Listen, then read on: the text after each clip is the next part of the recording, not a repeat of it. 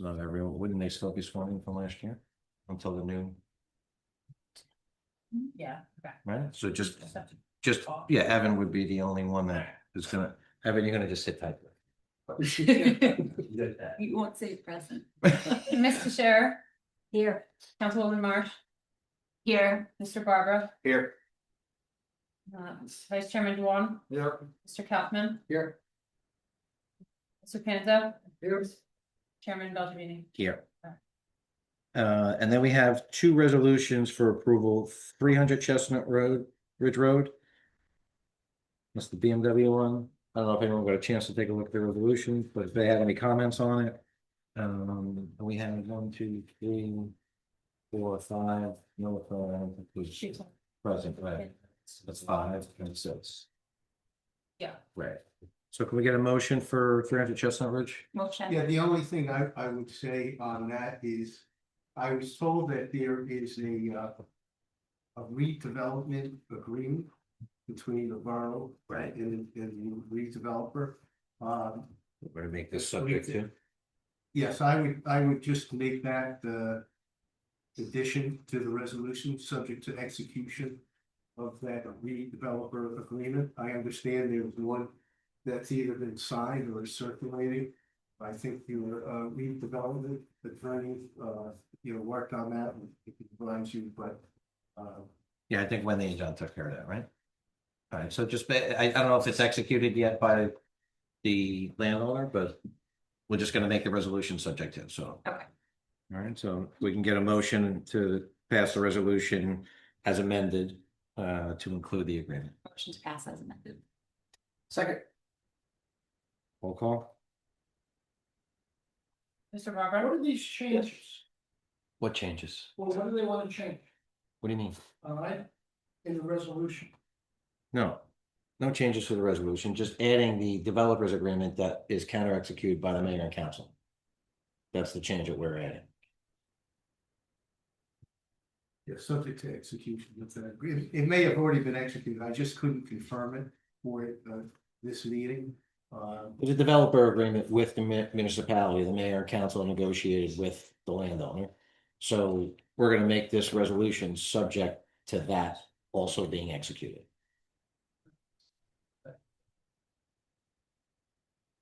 Motion, second, Second. Mr. Roll call. Barbara, yes. Councilwoman Marsh, Yes. Mr. Panza, Yes. Mr. Kaufman, Yes. Vice Chairman Dewan, Yes. Chairman Beltrame. Yes. And then the next is 25 Prospect. Cliff now. That's the matter. I don't think there's any, No changes in that. I received an email from the attorney for the applicant. He did not have any requested revision, so that's good as of. and Nikki, you are absent on this, right?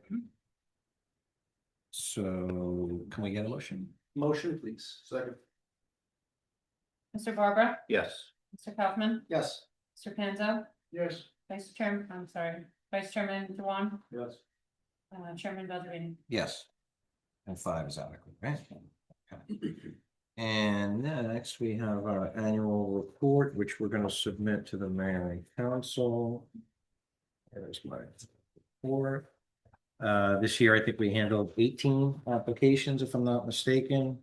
A couple of small ones, but mainly, some decent sized ones. So I think we did a great job this year. I don't know if anyone has any comments or any changes that they want to make to it or any inconsistencies or inaccuracies, but I think this is good to submit to the mayor and council for our annual report. Agreed. Motion?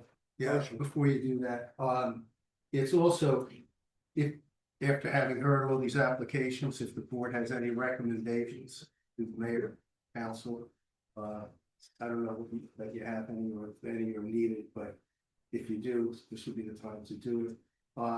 I did notice some corrections if we Go ahead. go over that, okay. The second one for 10 Sturbridge Drive, is the swimming pool should be In the in rear. the rear of the property. And if constructed, the improved, it should be impervious coverage. will be 36.2%. And on the next page, Green 60 Shore Road. The second sentence of variance for, it should be 7.3 feet. The pool is requesting, variance for 11.4 feet. It's also requested for the patio. On 11 Oakwood Drive, it's a Grossman application. Then the second line, where 15% is it should be the limit. The limit is 15%. And also after where 30% is required, with 30% is the limit. And then on the next page, 15 Pascack Road, Anthony Roger Gross. Actually, I would just add that there was subdivision approval for that. That was case where there was the sliver. If you remember. So that was subdivision, minor subdivision approval. And then the last one, 300 Chestnut Road. Did fiscal calculus here in the second sentence, the applicant is proposing an multi-family with multi-unit. Businesses. Appreciate it. Okay. Okay. We need a motion to send us? I can't find them, sorry. All in favor? I As amended.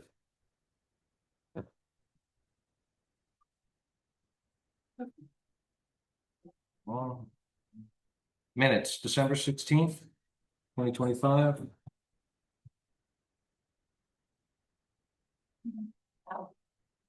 Any changes, Sarah? No. Just one point though, real quick. Go ahead. So much better to hear than the other place. I'm so glad we moved it here. Yeah. I am sorry, I don't know if Mayor Council needs to know that, but compared to the senior center, this is just, I can hear people. Yes, So it was so bad over there. yeah, I know it was bigger, but it was just so bad. So thank you. you're welcome. Carpet. All right, so we give it motion for the minutes? Motion. Second? No. Sandy, all in favor? Yes. Okay, so that's done, that's done. Now we could do our swearing. Okay. So, And I'll do it together. is Jared via Zoom or no? Yes, he is. Jared, Can you hear me? can we hear and see you or not? Can you hear me?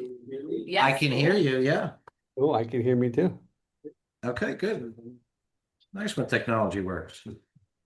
How do you want to do this? We want us all to read these or we Yeah. just? We can have self-money if that. Actually, I think a number of years ago, one of the things that board members suggested, rather than asking the members to read after me, okay, they just read the oath Yeah. Okay, and then sign it. okay, perfect. All together. Jared, you have a copy of the oath in front of you? I do. Okay, we're all gonna mumble on top of each other. All right.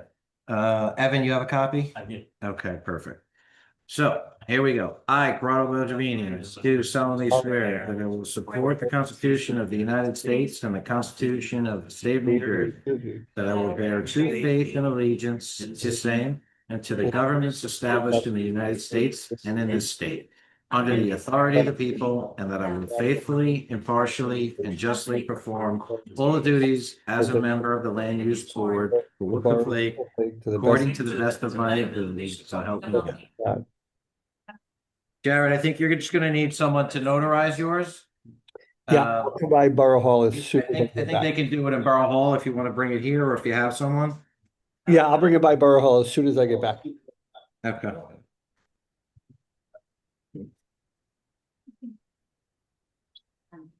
Yeah, Mary, what do you? Okay. That's what I was wondering. Let's just. Always involved. Anyway. All right, can we get those passed in? Welcome aboard, Evan. Thank you. Everyone, Evan, Lazarus. Welcome to the board. Thank you. We are the fun board. Okay, so then we have election of officers. Here you wanna do? Do we want to make a motion for officers? You guys happy with how things ran last year with? Motion Vice? to keep the officer the same. Could we do Okay, that? so we've got a motion for chairman to be Corrado Davini, vice chairman, Sanjeev. Second, Second. Third and fourth. All in favor? Aye. Yes. okay, done. Great job. And board appointments, will we do this as one? One resolution? I mean, one, it's not a resolution, it's just a motion, right? Yeah, you can do it more. Okay, so I'm just gonna read off. Unless anybody wants to. Do you, so just so everyone knows, our attorney, Sal Princiato, after many years on the board, many years in the council, and many years in town, is going to be retiring this year. Do you want to say a few words? I can if you. I wouldn't mind. I've Go never ahead. been short of You've never been words. short on words. I'll quote a former mayor, Mayor Bernie Kettler. Some of you may recall that name.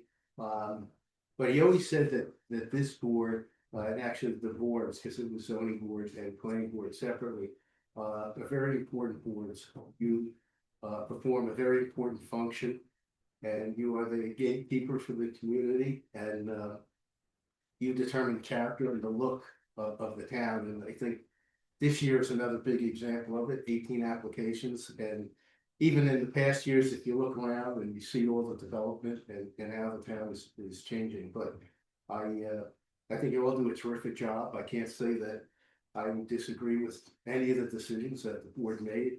And I will say that very, very frequently, an applicant comes in here with an application, and when they leave, they have a better application approved than that within which they came in with. So, and that's due to the process and the board and the questions, and also members of the public that very frequently raise important issues and questions. But it's been a pleasure working with all of you, and I do take an interest in the town, as all of you do. Otherwise, you wouldn't be here. But thank you for your support over all the years.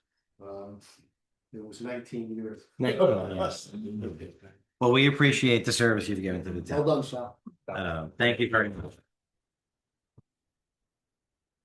So we've got a couple of renewed and some new. So our board attorney this year will be Gary Gianantonio. Our board engineer will be Anthony Kouros. Our planner this year will be David Trost. Our traffic consultant will be Brian Tendola from Neglia. Our board redevelopment planner will be Francis Reiner.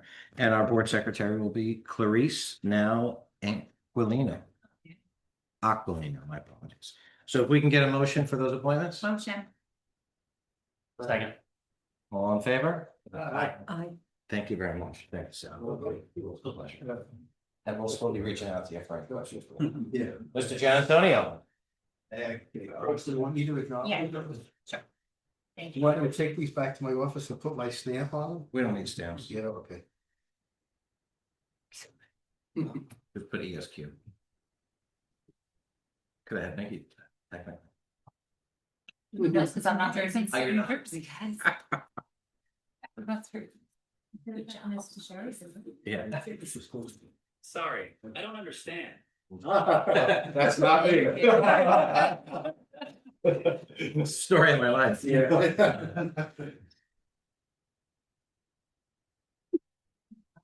Oh. Thank you.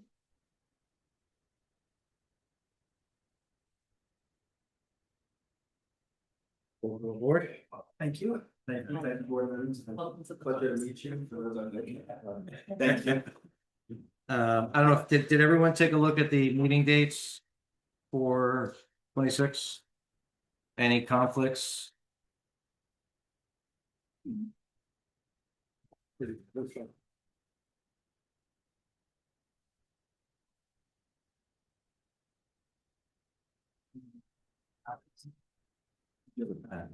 Where did Sal take it? Sorry, no, it's right here. No, It's got your name. right in front of me.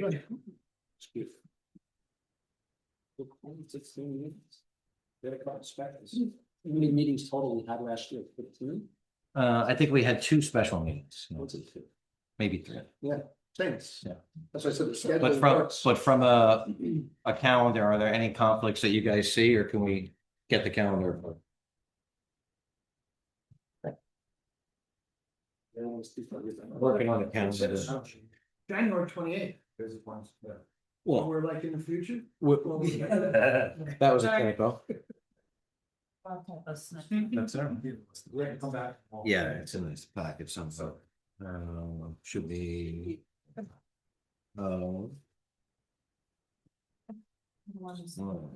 Send you this page. Resolution, there you go. Right, so this obviously was the 27th. Okay, as long as there's no conflicts with holidays that we're unaware of. So can we get a motion to approve our calendar for 26? Second. All in favor? Okay.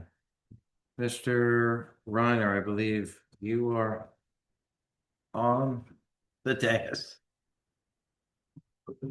So we have the investigation to determine of an area in need for 240, 258, 264 Broadway that Mr. Reiner is going to give us a presentation on. Okay. Mr. Chairman, members of the board, thank you for having me here this evening. I just wanted to take a second to thank Sal for all the help over the years and tutelage and always reaching out and talking to me, making sure that I knew what was going on, and being able to ask and answer any questions on any upcoming meetings. So I really do appreciate everything you've done. It's been a pleasure working with you. I'm going to miss working with you. So Yeah, I enjoyed working with you as well, and your responsiveness and the job that you did. thank you. So this evening, I'm here to present a investigation study for 240, 258, 264 Broadway, which are block 2601, lots 15, 16, and 17. You should all have received a copy of this plan. I'm going to go through a brief presentation and be able to answer any details if there are any questions regarding the specifics. The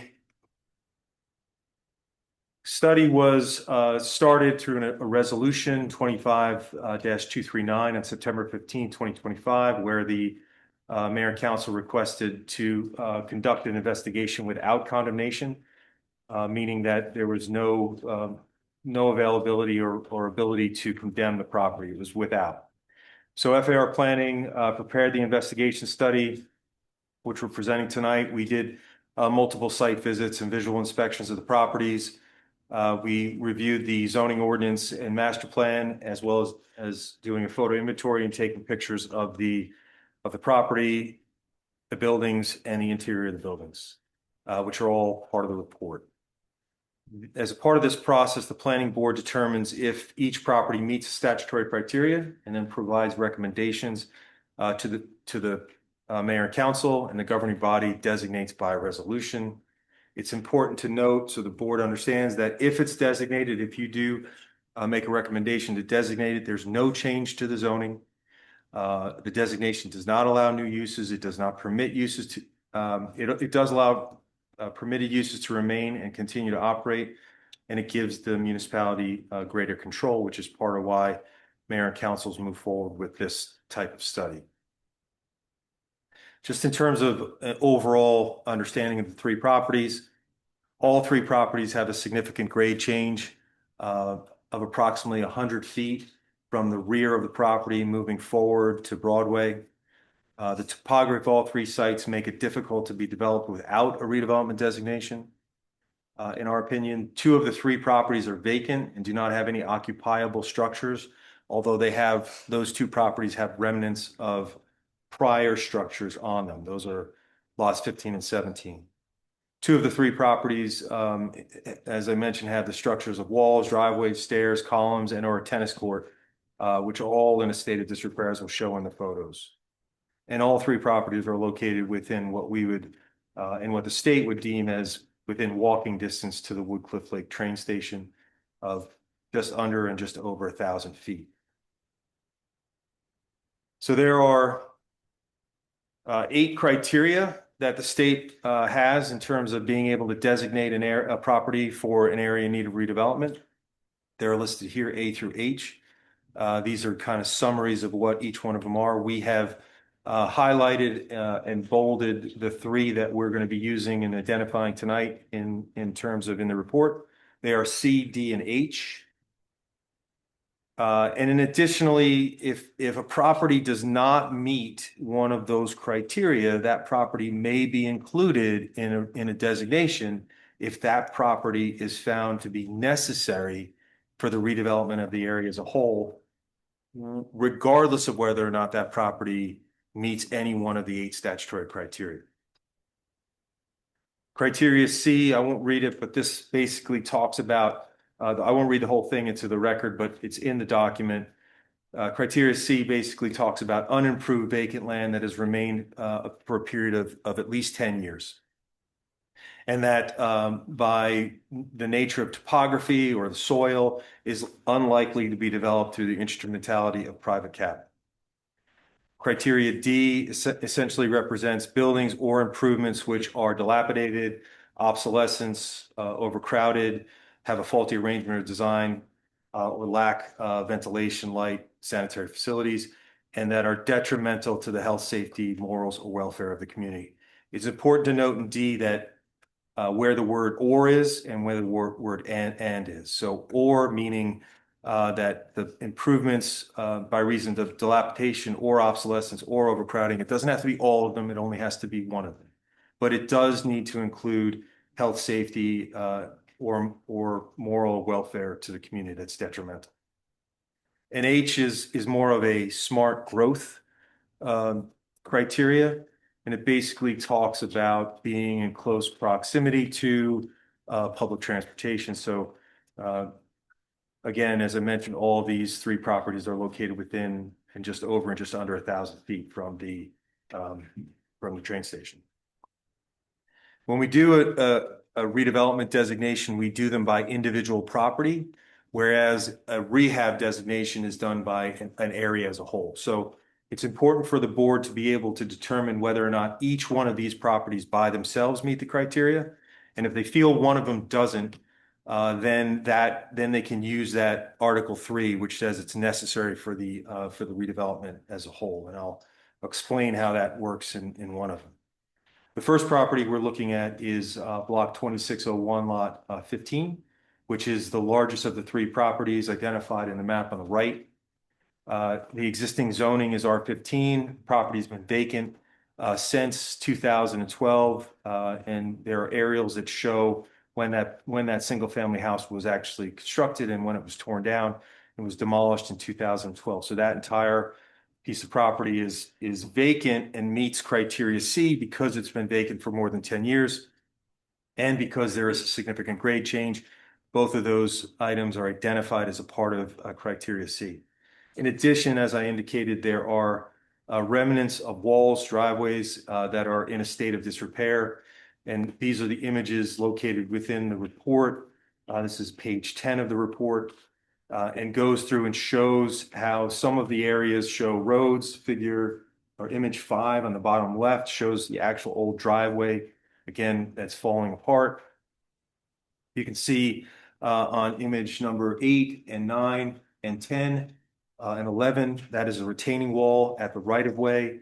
There are weep holes through it, so there is drainage going directly from the property onto the public right of way. Again, these remnant walls and driveways are not in any condition that is usable at the moment. So, in addition, the property lacks cohesive development in terms of it being an oversized parcel versus what is commonly the size of parcels for residential in an R15 zone. It's located within walking distance to a train station, which meets criteria H. And in addition, the redevelopment of this property and the next step, which would be a redevelopment plan, would advance the borough's fair share housing obligation, in that this property would add to the need for meeting the borough's 4th round housing obligation. So for those reasons, we believe that Lot 15 meets criteria C, D, and H. Block 2601, lot 16, which is a small lot in the middle here. We have indicated that we believe this property meets criteria D and H. And in addition, we believe that if for some reason anybody doesn't believe that lot 16 meets those criteria, that property is clearly necessary for the redevelopment of lots 15 and 17 because it is located centrally to the overall area. So we believe that it meets both criteria, but also meets the Article 3 in being necessary. It is a single-family home on an undersized lot. It has a significant grade change. There is, for those of you who are aware of it, a very dangerous parking condition due to the grade change. The driveway is off of Broadway, and then there are large retaining walls. So a vehicle has to pull in and out of that driveway at the grade of Broadway and then walk up a set of stairs to get to the house elevation. Now, this is not uncommon for single-family houses and single-family neighborhoods on single-family neighborhood roads. It is, however, very uncommon on Broadway, which is a large road of higher speeds. And so in looking at single-family homes up and down Broadway, there was only one other property that I was able to find on Broadway that it was a single-family home that had this condition. So our position is that although it's common for a single-family house to have a car back up into a road, it is uncommon for it to do so on a road of this size and of this speed. So we believe that backing out creates a dangerous condition, which is within the criteria D. There is also a deteriorated garage where the roof is falling apart. You can see some of the pictures that I'm showing you here. The driveway is located at image 3 in the middle and image 4 in the middle. So you can see that those are at the grade of Broadway, requiring vehicles and unable to turn around. Garage is deteriorated, roof is falling apart. In addition, this property meets what the American the Planning Association would say is in need of and represents a land improvement ratio lower than what is common. So this is a 0.38 to 1 ratio, meaning that the home value to the land value is less than 1 to 2. So typically, if a home value is worth $250,000, the land should be worth $500,000 at max, and that's a 1 to 2. Anything less than that, Planning Association says, is a property that is ripe for development and redevelopment because the value of the improvements are less than what they should be in common properties. So we believe for that, it also meets criteria D. Again, located within walking distance to the train station, which meets criteria H. Again, advances the borough's fair share housing obligation. Again, we believe that this is a lack of cohesive development pattern with the other two properties. And given the location of this property in context to lots 15 and 17, we believe it clearly meets criteria or Article 3, which is that even if it were not to be deemed to be meet the criteria, that it is necessary for the redevelopment of the properties as a whole. More pictures of the garage. You can see the roof deteriorated. You can actually see the roof caving in on image 13, top left. All of that. And then the front of the house itself is on image 17.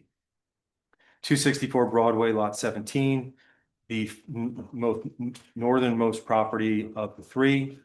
It's our opinion that this property meets criteria D and H. The property no longer has a single family home on it. It was demolished in 2020, but has been occupied since 2013. So technically it does not meet criteria C in that there was a building on that property in 2020, which is less than 10 years. But Unoccupied since 2013. But it's been unoccupied since 2013. So by the letter of law, we did not say that it meets criteria C, although one could argue that it should meet that criteria. There is a significant grade change, as with all the properties, from page right to page left to Broadway.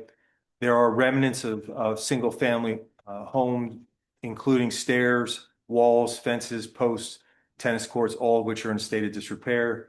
The images to the right show different years in which the house was located and then had since been removed. Some of the photos you can see, image 2, the existing stairs from Broadway going all the way up to the top. You can see the driveway on image 3, which is middle left. And then you can see on image 7, again, driveway. Images 9 and 10 show the former tennis court location at the top. And image 8 is where the actual single-family house was located at the top of the property. Property is located within walking distance to the train, which in our opinion meets criteria H. This property, along with the other 2, advances the borough's fair share housing obligation. And again, this property is oversized and therefore shows a lack of cohesive development pattern along Broadway.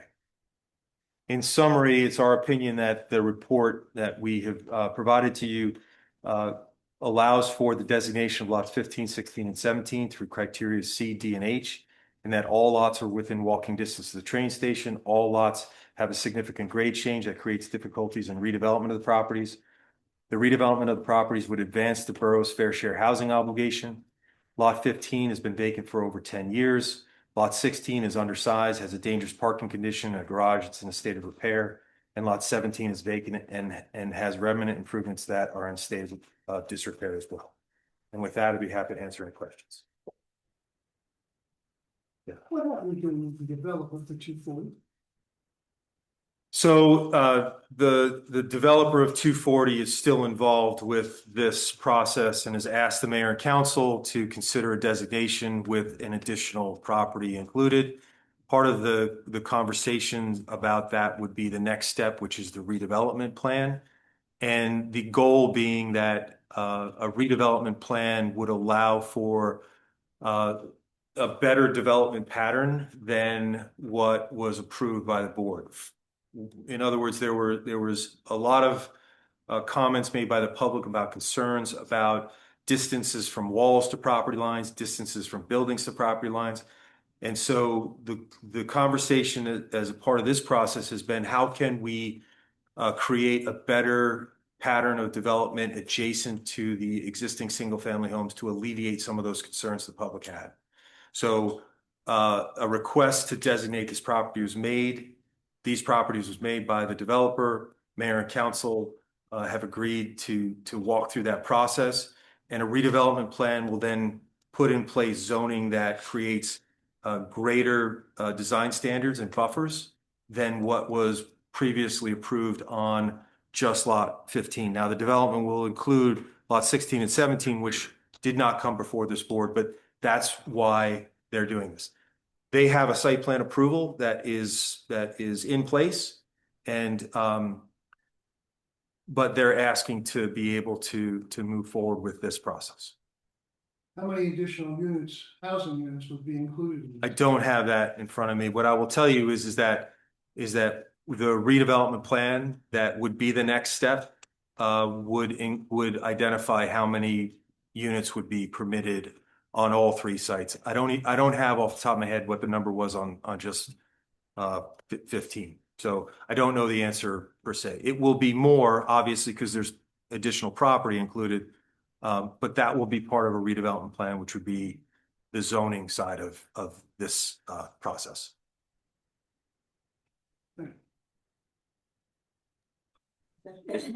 Is lot 16 vacant now? Lot 16 has the single-family house and is occupied. Is that the same owner of the 16 and 17? It's my understanding that that property owner owns 16 and 17, that the developer's under contract with 15, 16, and 17, but that the owner that lives in 16 also owns 17.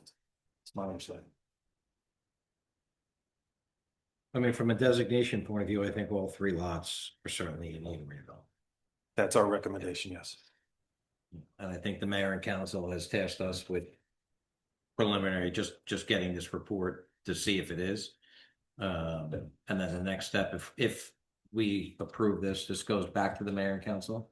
So it would go back to the mayor and council. Mayor and council by resolution would then designate it. And if they want the next step, I have no reason to believe they won't take the next step. but it's not, they don't have to take the next step, but I have no reason to believe they won't. The next step would be that they would then refer a redevelopment plan back to the planning board. We would come here, make a presentation of that redevelopment plan. The board's role would be to determine whether or not the redevelopment plan was consistent with the borough's master plan. You would then send a recommendation back to the mayor and council, which could then adopt it by ordinance. Neither the authorizing resolution nor this hearing include eminent domain power. It's outside. No eminent domain power.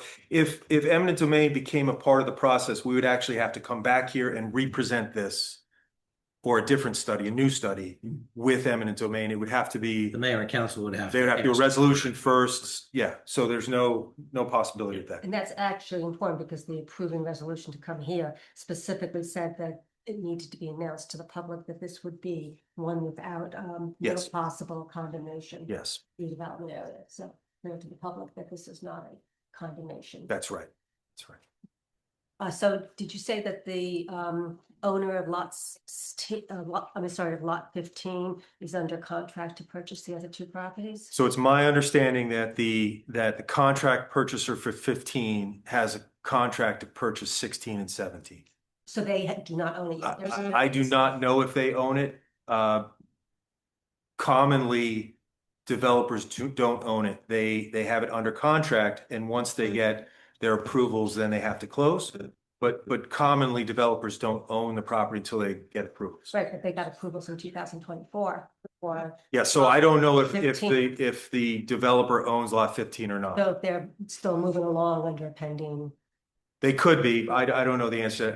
It's my understanding they are under contract with the 16 and purchase of the 17. two units, the other properties.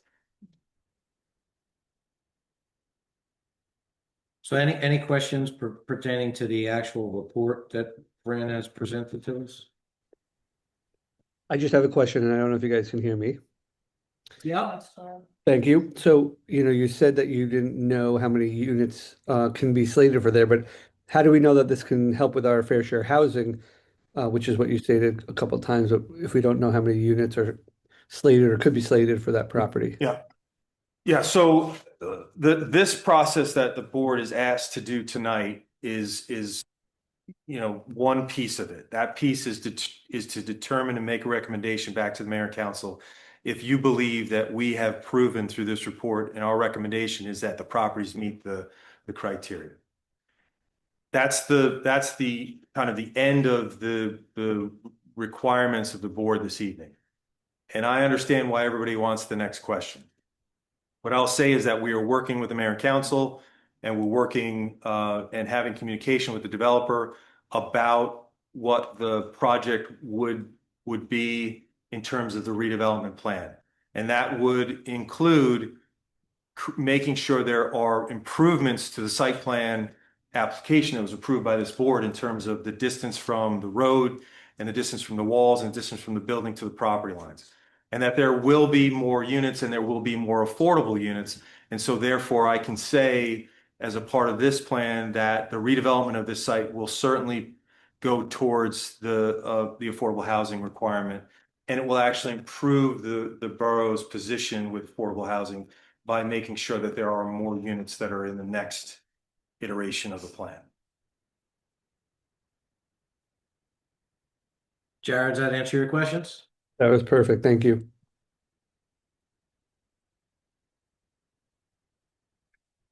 So I know that the next step is obviously it goes back, and then there'll be a redevelopment plan and a vision. Do you want to share at all? What any thoughts you have? So what I will say is that you're going to have to get another site plan application that's going to come before this board on lot 15, which you already approved, and it will now include lot 15, 16, and 17. I will say that what we're working through, again, aside from this meeting, what we're working through are similar amount of density, similar types of units, similar types of architecture.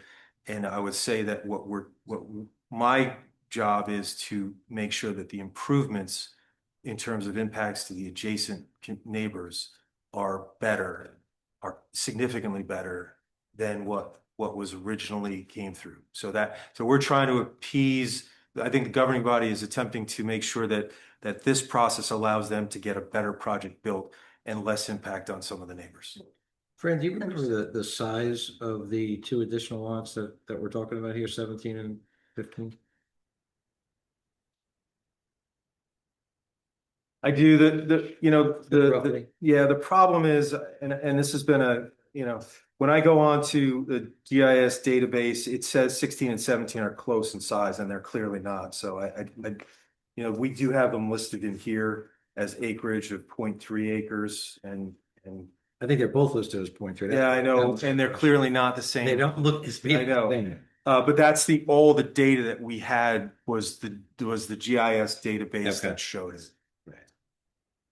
Yeah, I mean, the other site is nearly 5 acres. Yeah, 4.9 or something like that.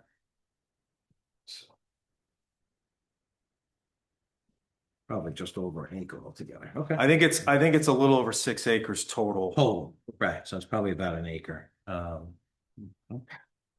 I will say that when we come in for the redevelopment plan, we'll have that. Yeah, we'll have a site plan. We'll have that information. Yes. Clear. I mean, I think the report clearly defines an area in need. If anyone has any other questions for Fran, do we need to open to the public for discussion on this before we vote? Motion to open to the public. Second. All in favor? Aye. Does anyone in the public have any questions or comments regarding Fran's testimony? Okay, motion to close to the public. Second. All in favor? Aye. All right, so I mean, I think that we should present this plan to the mayor and council as drafted. And I think Fran did an excellent job on the test and proving that these lots are definitely in an area in need. I have a comment. Okay. I can't believe that the mayor and council actually thinks adding more houses to this town after what happened last year and the amount of houses that we got started. I can't believe that plan is right here now. We don't need more housing. It's got to stop. That's my comment.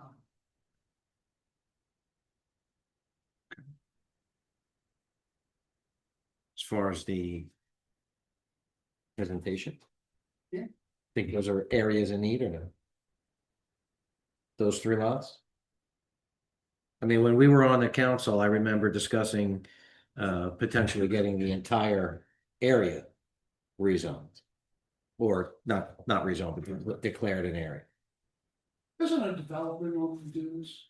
He comes in, he sees a couple of pieces of property, wants to put them together. That's usually the way it's done, but we're doing the work for a developer, not right here. I don't get it. I really don't. I mean, designating an area in need of redevelopment is a tool that municipalities have that allows them to have much more guidance. Is that the right word, Fran? Rather than control, or I would say that so I'm in a number of municipalities, and I don't think municipalities are happy with all of the residential development that's happening. And most of it in the state of New Jersey, where they're unhappy, is happening because of the affordable housing requirements, right? So I don't know that the mayor and council would say, we'd love the idea of having all these residential units. The problem is the state has mandated that each municipality provide affordable housing as a legal requirement. And the borough of Woodcliff Lake was given a number of units that it has to produce. And it has to provide what's called a realistic development potential of those number of units. And so municipalities that might not want multifamily residential are having to do that, because if they don't, they open themselves up to builder remedy suits and litigation, where whatever number of units you thought was too much is significantly more than that. And there are example after example in the state of New Jersey. The worst one I can think of is Englewood Cliffs, where they built 1,200 residential units where they're really asking, I think, for 400 or 500. Where they wanted 400 or 500, the town said no. They neglected the fair share housing requirements, and the developer came in with a builder remedy suit and the construction of over 1,200 units is already it's happening right now. They're under construction. So I don't think that towns, and I'm not gonna speak for this mayor and council, but I don't think towns in general want all of this development. I think that the state, the courts, and Fair Share has required it to happen. And the only thing a town can do is protect itself in the best way that it can. One of the mayors that I spoke to, that I work with, said something I thought was interesting in terms of, we're gonna take the best worst case scenario that we can, which is we're gonna protect ourselves, we're gonna give ourselves immunity, and we're gonna do it in the least way that impacts us. And so I think that I would say that that's why mayor and councils do that. I'm not saying that's why this one does it, but that's how I've seen other mayor and councils. Yeah. I could tell you that's why this mayor and council did it. I mean, if you look, you don't have to go so far to Inglewood. If you look right over at our neighbors, anybody who's right next to the old Sony property will tell you that that's about, what is it, like 27 units per acre they were given? That's not even what they went in and asked for. They were then given a 30-foot variance so that if you are standing in our town, Yeah, the our rear section, yard is 30. I mean, it is exactly 30 feet because we have measured to make sure, but it looks like it's right on top of it.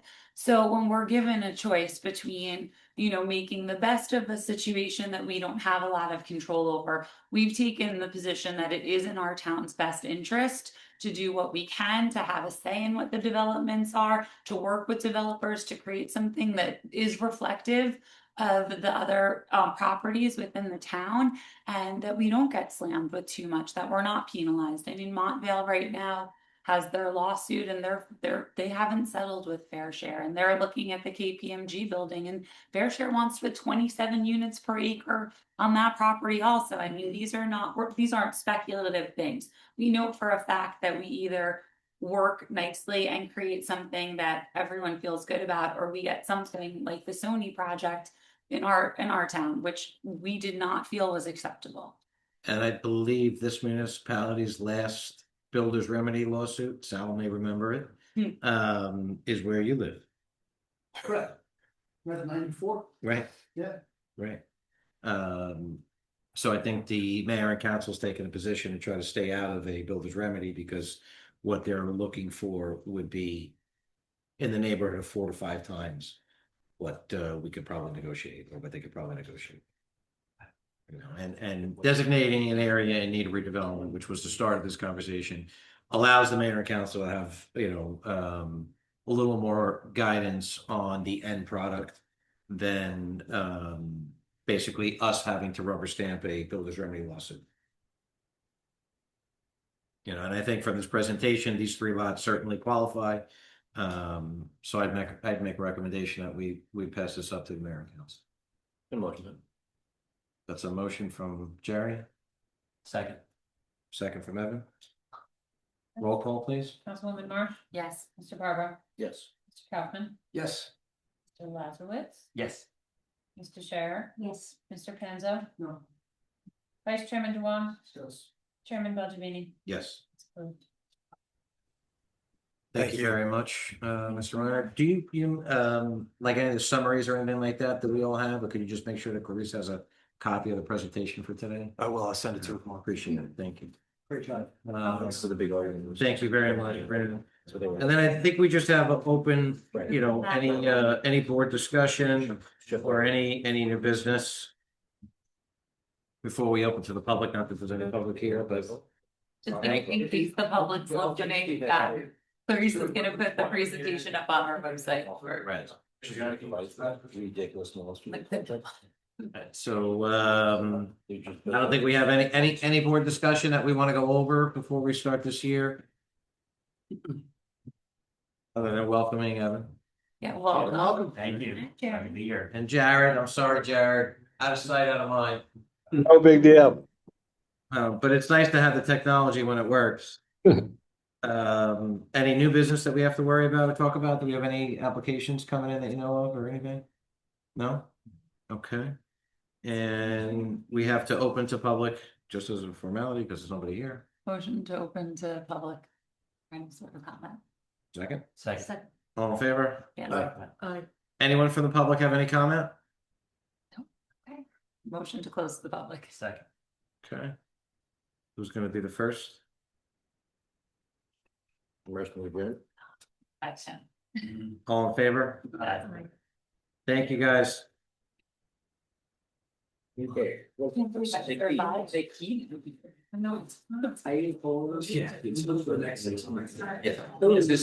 Is this dead or?